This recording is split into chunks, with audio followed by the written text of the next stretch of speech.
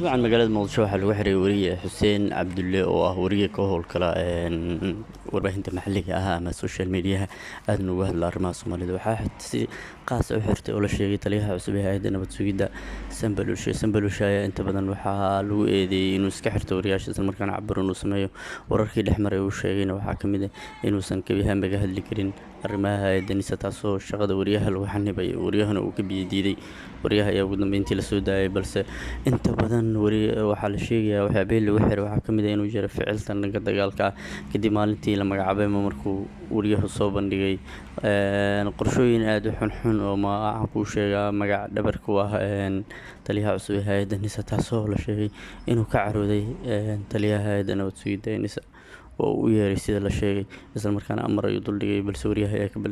ka biyo diiday.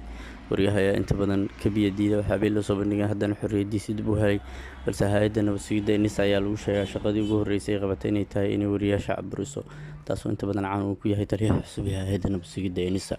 Warbixinadan idiin muuqda ayaa ka mid ah warbixinada uu aadka uga carooday sida la sheegay, isla markaana uu xarig duldhigay. Afduub ayaa lagu sheegay oo xarig ma ahayn, balse waxaa ka qayb qaatay soo jeedintiisa madax sare oo madaxweynaha Soomaaliya iyo xildhibaano ay ka mid yihiin, taasoo gebi ahaanba lagu dafiray xarigga sharci darrada ah ee wariyaha Soomaaliyeed ee la xiray.